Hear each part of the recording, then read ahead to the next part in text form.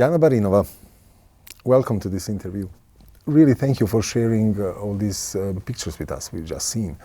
Why are we seeing these pictures? Well, I'm Yana Barinova, and this is the slideshow of my life during last 70 days since Russia invaded my country, and my life and life of all Ukrainians turned upside down. Could you tell us, could you share your story? Could you share your, how would I say, ID? I was born in Odessa in 1989. I can describe my upbringing as culturally Jewish. I gave birth to a wonderful daughter when I was 19 years old. I spent almost 2 years in Paris, and in 2015 I came back to Ukraine. I started to work for the Babyn Yar project, and after this I stepped in government service.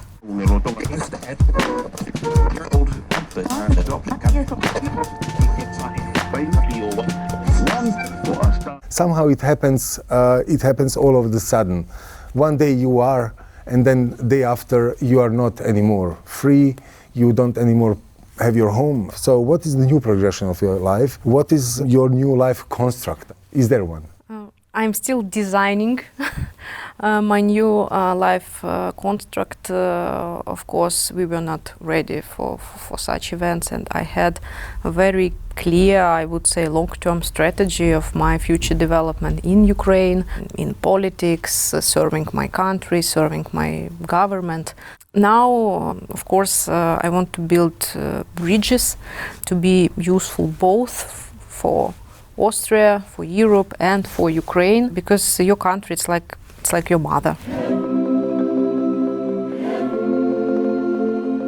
Well, I would call it interregnum, so somehow a space, a place, a moment in your life where it's not as it used to be, but it's still not as it should be. It's actually basically how do you manage to stay mentally sane and present in the situation you are? I'm here, but my heart is dividing. So obviously some parts of my heart's in Odessa, in Mariupol, in Kyiv. My father was born in Mariupol, so many memories, and we see what's going on with this city. And you can't just switch off your brain and to stop reading news. You're always turning your head and like, what's going on there? What's going on there? Because it's not just about to leave your country. It's more than that. What's more? It's to define yourself in a new realm. In Ukraine, I was living on 24th floor, and I took this decision immediately to start to move from Kyiv. And I remember this morning, I looked at my daughter and I said, "This is the beginning.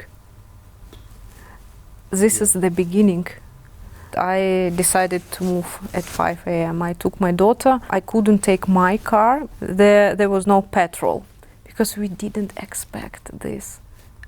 I'm starting to recognize just now that I really left my country.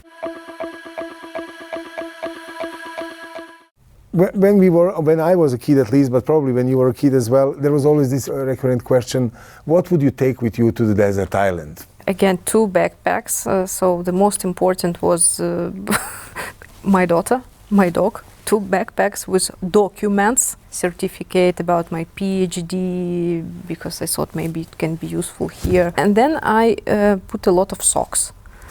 Socks, maybe 10 pairs, I don't know. It's February, it's quite cold. So I was afraid to freeze. Maybe it's my professional deformation because of my previous work when I was working for the Babyn Yar Holocaust Memorial Center for 5 years.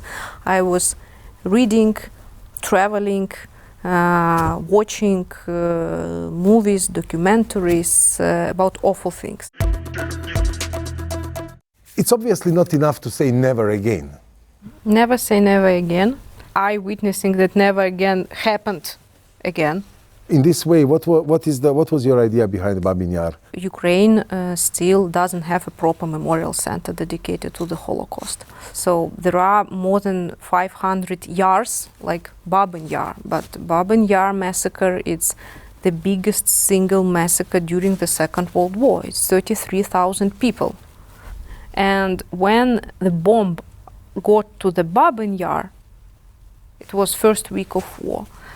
It's something unthinkable. For me, I was speechless because spent 5 years working exactly on that place where I know each tree, each brick, and 80 years after the tragedy, we are witnessing the same place, same methods, on the same territory as Timothy Snyder wrote, bloodlands, indeed bloodlands, because Ukraine experienced Holodomor, Holocaust, deportation of Crimean Tatars, war on the east last 8 years, gulags. So all humanitarian catastrophes of the last century happened on the territory of Ukraine.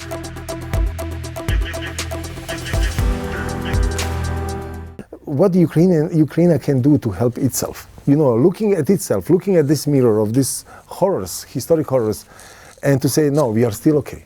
We still know what's good and what's bad, and we still know on which side we are standing. And you obviously do know. I think it's very important what's going on now, because we are feeling our own identity as never. We are united as never. We are building our political nation. We are redefining our identity. Now Ukraine is separating from imperialistic narratives of Russia about this idea of братские народы. Brotherhood nation. So it's like separation from parents. So from a lot that you have, what do you bring here and what do you want to put in motion? I'm a senior executive with expertise in cultural policies, creative industries and philanthropy, with special focus on Jewish philanthropy. I was working for ERSTE Foundation, I was working for the Babyn Yar Holocaust project. I'm cooperating with World Jewish Congress, so Jewish philanthropy, it's like special subtopic in philanthropy world.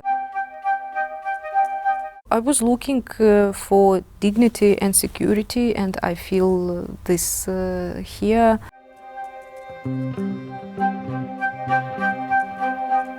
And when it was my first working day, team of the ERSTE Foundation organized a welcoming breakfast for me.